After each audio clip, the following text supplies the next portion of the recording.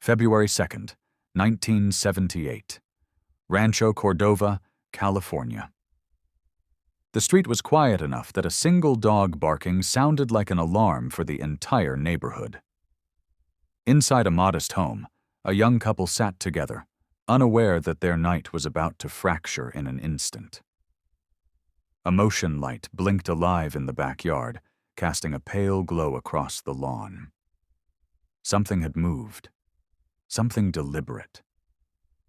Before either of them could stand, the sliding door eased open with unnatural silence. A masked figure slipped inside, as if he'd walked that path 100 times before. He didn't rush. He didn't hesitate. He stood there for a moment, just watching them. Then he stepped forward with a confidence that made the couple's terror bloom instantly. Their screams broke the silence. But by then he was already in control. The intruder vanished into the dark just minutes later, leaving behind a shaken pair who could barely find the words to explain what had happened. Detectives would arrive soon. They would examine footprints, fingerprints, anything. But nothing seemed to make sense. Nothing felt random, and nothing about this attack resembled a typical home invasion. This was something else, something calculated, something that had only just begun. The predator who terrorized California for over a decade was already growing bolder. A man who would be known by multiple names, each representing a different chapter of violence. A man who moved silently through the night, stalking, observing, planning.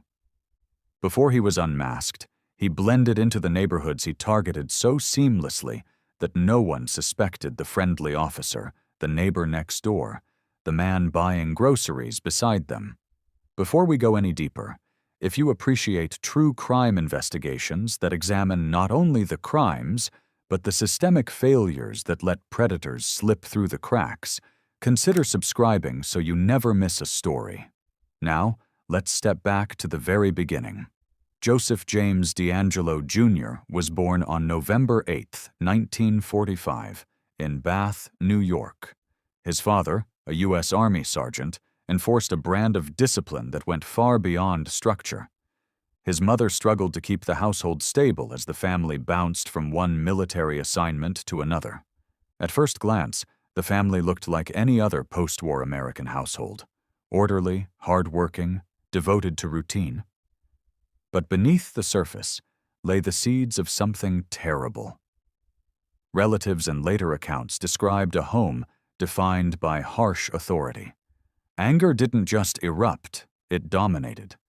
Affection was eclipsed by control. Joseph grew up learning that emotions were weaknesses, and power belonged to the person who enacted the most fear. For many children, strict households create resilience. But in Joseph's case, they seemed to create something colder. By the time he was a child, living overseas, the family's constant relocations had hollowed out any sense of stability. Each new base meant new faces. Each new school meant starting from zero. Joseph adapted on the outside, but remained detached internally. Observing people became more natural to him than connecting with them. As he moved into adolescence, the troubling signs sharpened. Former classmates would later recall a boy who could be charming one moment and explosively angry the next. Teachers saw intelligence, but sensed volatility beneath it. He developed an early fascination with weapons, and often carried himself as if preparing for unseen threats. Friends remembered moments when he seemed to watch others quietly, intensely, studying their behaviors with an almost clinical interest. These weren't typical teenage storms. These were early warnings. And then came the burglaries. Small at first. A home left slightly disturbed. Items mysteriously missing. Drawers pulled open, not in a rush, but with someone's full attention. It wasn't the theft that stood out. It was the deliberation. He rarely took money. He stole sentimental objects, small belongings that carried emotional weight. These weren't crimes of necessity. They were experiments in intrusion. In 1964, he joined the U.S. Navy. The military sharpened him. He learned tactical movement, stealth, planning, and patience. Operating under high pressure became routine. What most recruits absorbed as duty, Joseph absorbed as strategy.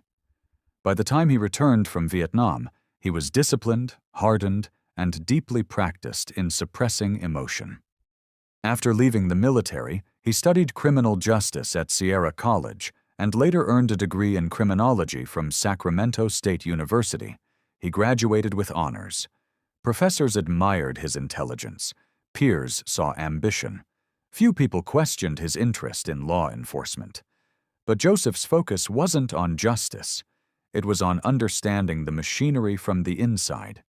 He learned investigative procedure, evidence handling, response protocols, and criminal profiling. The knowledge most students used to help solve crimes was knowledge Joseph quietly collected for another purpose: avoiding detection. This wasn't education. This was preparation. By 1973, he was hired as a police officer in Exeter, California. Wearing a badge gave him legitimacy. A uniform shielded him, and most importantly, his role allowed him to study communities, habits, and vulnerabilities without suspicion.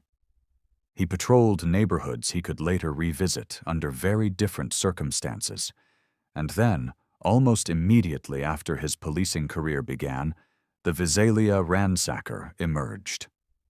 Between 1974 and 1975, more than 100 homes in Visalia were entered with surgical precision. Items with emotional value vanished. Rooms were rearranged in unsettling patterns. Clothing was scattered. Drawers were emptied carefully. The ransacker seemed to spend long periods inside the homes, studying, manipulating, exploring. It wasn't random. It was ritual. Residents armed themselves, law enforcement patrolled endlessly. Families slept with lights on, expecting the intruder to return. But the ransacker always slipped away, always one step ahead.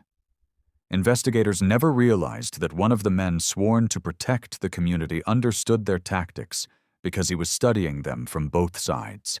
For Joseph, these burglaries served as a private blueprint. He was testing boundaries, refining techniques, learning which neighborhoods responded quickly and which didn't. Each break-in was a lesson in control, a rehearsal for what would come next. By late 1975, the Visalia Ransacker vanished without a trace. No arrests, no leads, no resolution. The community slowly tried to restore normalcy, but Joseph had not stopped. He had simply outgrown the boundaries of his first persona. He didn't disappear. He evolved. In 1976, the same year he quietly left his position in Exeter, a new series of attacks began. This time in the suburbs of Sacramento. The offender was different, more aggressive, more daring, more violent, but the foundation was unmistakably similar. Homes were watched for weeks. Victims were stalked. Neighborhoods were mapped with military precision. The predator who terrorized Visalia had returned. California would soon give him another name, the East Area Rapist. The name settled over Sacramento County like a slow-moving fog, creeping into conversations, into newscasts, into the sense of safety that once defined suburban life. The crimes had begun quietly, just enough to unsettle a few residents, to make neighbors watch their curtains more carefully. But soon, the pattern exploded into something far larger, something systematic, something that made the early incidents look like the opening moves of a long and terrifying game. By June 1976, the first confirmed attack revealed how deeply prepared this predator was. A young woman living alone in Rancho Cordova, her name withheld for privacy, was assaulted in her home after an intruder had observed her routine for days. She had recently taken on extra hours at her job, returning each night exhausted, barely noticing the faint scrape on her patio door that wasn't there the night before. She dismissed it as wear and tear. Later, detectives would realize it was one of his earliest reconnaissance marks. She never saw his face. She just remembered the calmness, the chilling precision, the absolute certainty with which he controlled the room. Her case set a tone for everything that followed. A month later, in Citrus Heights, the attacker escalated. Nancy, a 28-year-old nurse who worked long shifts at Mercy Hospital, had just returned home from a late-night shift. Her life revolved around helping others, comforting families, monitoring patients, answering alarms at unreasonable hours. She had just moved into her apartment, a quiet complex with a small fountain and dim courtyard lights. That night, she fell asleep quickly, expecting to wake for another shift before sunrise. Instead, she woke to a masked intruder in her room. Her ordeal was brutal, terrifying, and brief. In the aftermath, Nancy couldn't understand how anyone could have studied her schedule so perfectly. She did nothing unusual. She had no enemies. She wasn't a target until she was. Just weeks later, in the Arden Arcade area, a different kind of story unfolded. Susan, 32, a graduate student working toward her master's degree, shared a house with two other women. She had the kind of life that revolved around books, research papers, and late-night tea. But the night she was attacked, the house was unusually empty. Her roommates were out of town. She spent the evening reviewing lecture notes, unaware that someone had been inside her yard earlier that afternoon. Investigators later found faint impressions in the soil near her bedroom window, as if someone had crouched there repeatedly. She didn't know she was being observed until she opened her eyes to a masked figure in her room. He moved as though he'd already memorized every step she would take. By the fall of 1976, the community was changing. Porch lights stayed on longer Father's installed floodlights. Dogs were adopted in record numbers. People slept lightly, listening for footsteps that never came. Until they did. In January 1977, Anne, just 22, became one of the youngest victims. She was attacked while her father slept in the next room. Unaware of what was happening behind a thin stretch of drywall, Anne had been preparing for the future, excited to begin medical training. She was bright, hopeful, and deeply loved by her family. The assault shattered that sense of safety. For investigators, the attack revealed something important. He had no fear of homes with multiple occupants. He had no concern about the presence of fathers, brothers, or dogs. He invaded wherever he wanted to. But by the spring of 1977, the narrative around the crimes took a sharp and frightening turn. Because on April 2, 1977, it wasn't just an individual's life that changed. It was the community's. Linda, a 36-year-old elementary school teacher, was the kind of person who organized weekend field trips, stayed after school to help struggling students, and kept a small garden of sunflowers behind her home. Her attack wasn't just another entry in an investigation. It caused a wave of anger and grief. Parents demanded answers. Colleagues were heartbroken. Her neighbors held informal vigils. And for the first time, local officers were confronted with the full emotional weight of the case. Within days, Sacramento County Sheriff Dwayne Lowe held a press conference at the Civic Center behind him. A cluster of frustrated deputies stood silently as he assured the community that every resource was being used. Residents shouted questions, some demanding to know why their neighborhoods had become hunting grounds. The press recorded every word. The image of a tired sheriff struggling to reassure an anxious city would become one of the case's defining moments. Yet, despite the growing pressure, the attacker continued. On May 14, 1977, the predator targeted Bob and Mary, a young couple in their early 30s. This attack changed everything investigators thought they knew. Until this point, the offender had primarily focused on women alone. But Bob and Mary lived in a well-lit neighborhood with multiple cars in the driveway. Their home looked occupied, safe, normal. Mary was assaulted while Bob was forced to comply under threats. The couple survived, but the psychological devastation was immediate and lasting. But something else happened during this attack. Something investigators seized on desperately. A neighbor heard running footsteps behind their fence. By the time officers arrived, they found a wooden gate swinging slightly, as if someone had just darted through it. A flashlight beam caught a glint in the dirt. A fresh shoe impression. The print was shallow, showing that the offender had moved quickly. Investigators photographed it carefully and noted the shape. It resembled a military training shoe with a diamond pattern, a detail that echoed one earlier scene but had gone unnoticed then. Now it was unmistakable. Still, the investigation struggled. Different jurisdictions controlled different neighborhoods. Police departments didn't yet share unified databases.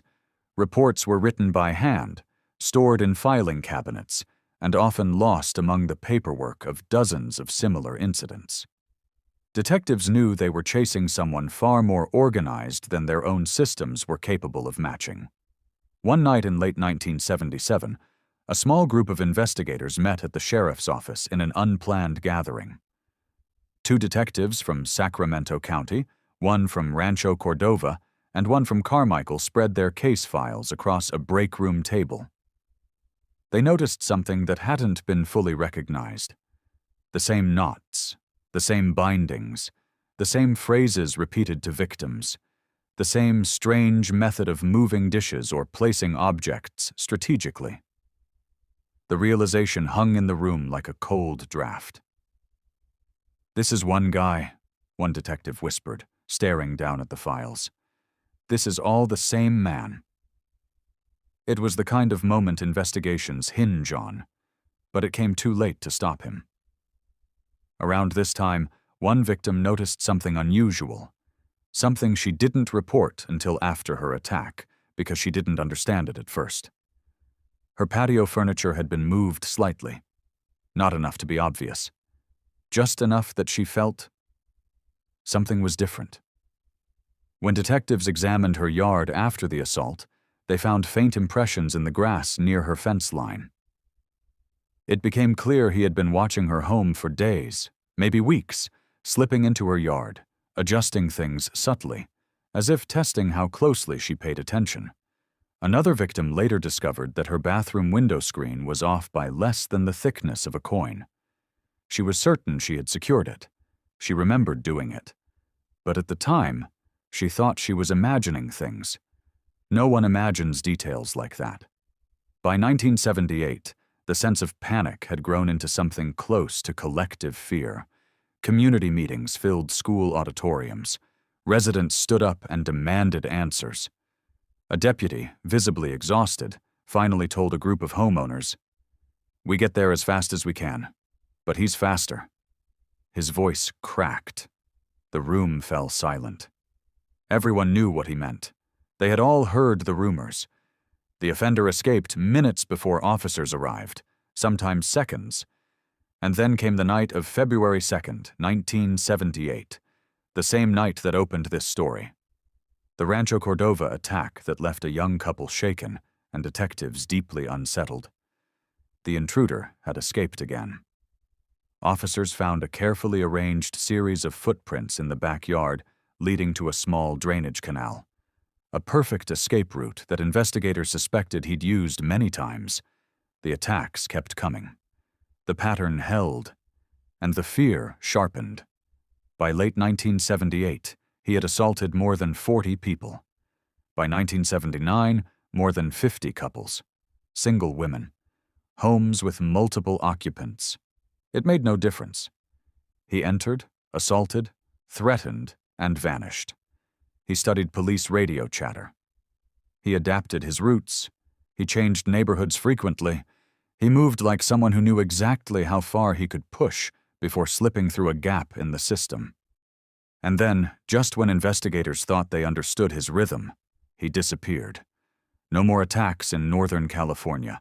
No more sightings, no more footprints, no more phone calls. Diamond Knot Killer went silent. But predators this calculated do not stop. They don't fade. They don't retire. They change hunting grounds. They change methods. They escalate. When he resurfaced, he was no longer an attacker. He was a killer. Southern California would know him by a new name, the original Night Stalker.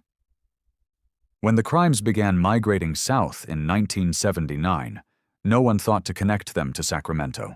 New counties, new detectives, new victims.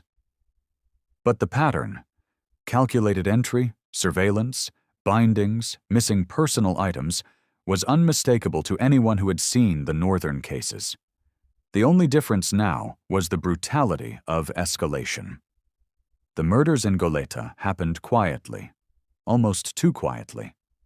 When 24-year-old psychology graduate student Deborah Manning and 35-year-old orthopedic surgeon Robert Offerman were found, the crime scene told a story no one wanted to hear. Investigators walked through the condo in silence, observing bindings cut loose, objects out of place, footprints on the carpet.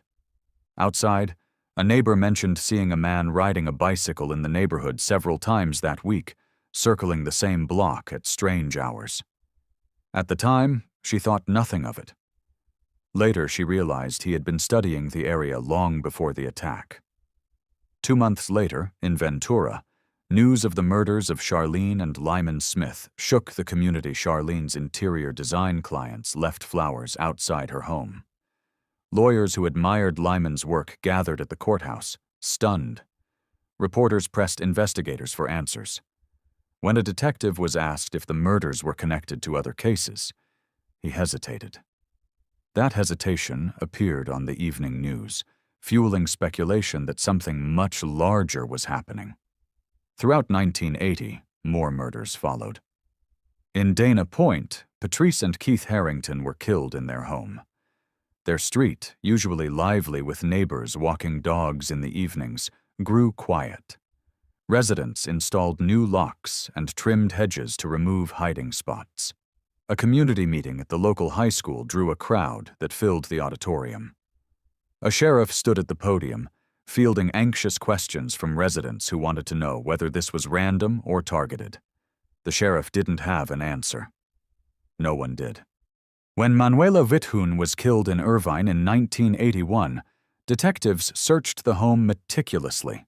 Her husband was out of town. She had been recovering from illness, resting quietly at home. Crime scene techs noticed the back gate latch lifted, just slightly. Not broken. Not forced. Lifted. A detail so small it was almost invisible, unless someone had tested it days earlier. The investigator who spotted it wrote it down with a single note. He was here before tonight.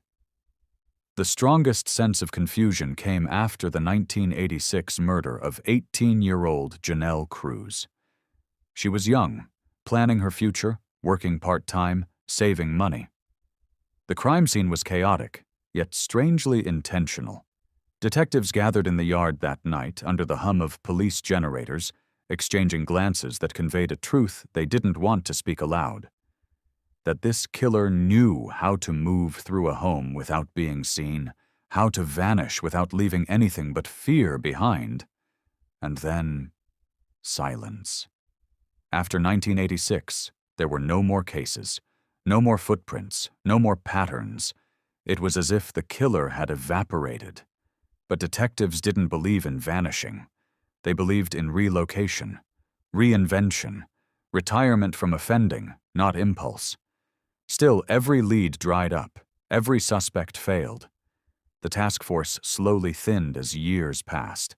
Boxes were stored. Files faded. The investigation stalled until 2001, when DNA testing finally caught up with the unanswered questions. Samples from Northern California assaults matched samples from the Southern California murders. Detectives who were young rookies during the original cases were now veterans, reopening boxes, rereading interviews, piecing together the story they had been too far apart to see. The Visalia Ransacker. Creek Bed Killer. The original Night Stalker. One man. But they still didn't have a name. Years later, in a quiet office filled with aging binders and humming computers, a forensic genealogist entered the killer's DNA into a public database. Nothing happened at first. Then distant relatives appeared, Third cousins, fourth cousins. A family tree began to form. Branches narrowed.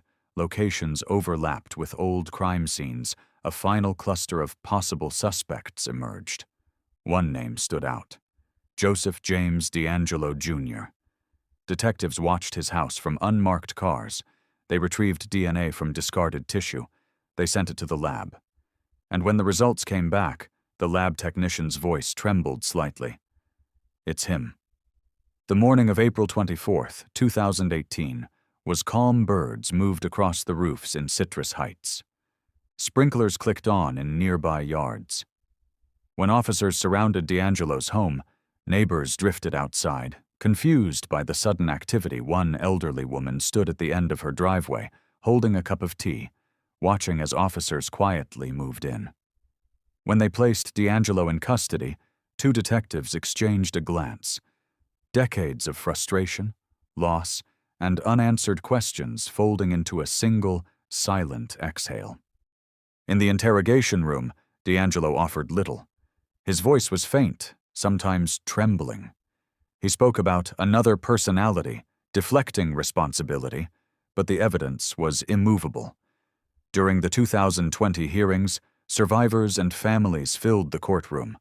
Some walked with canes, some held photos, some trembled as they spoke. Their voices carried decades of fear, grief, and resilience. And behind the glass, the man who once terrorized communities with predatory precision sat motionless in a wheelchair. Before the sentence was handed down, the court paused to honor the victims.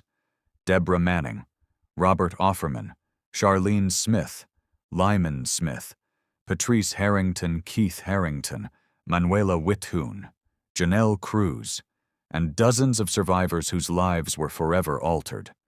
They were remembered not as crime scenes, but as people, families, futures, voices. Joseph DeAngelo received multiple life sentences without the possibility of parole.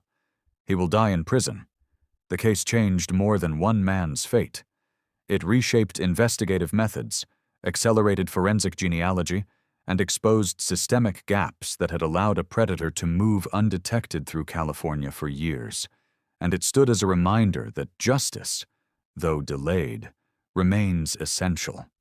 As we close this case, we'd like to hear your thoughts. What stands out to you about an investigation that left families waiting more than 40 years for answers, and how the use of DNA finally brought this story to its end? Share your thoughts in the comments below. And if you appreciate investigations that examine both the crimes and the system gaps that allowed them to continue, consider subscribing so you don't miss the next case we cover. Thank you for watching. Stay safe and take care.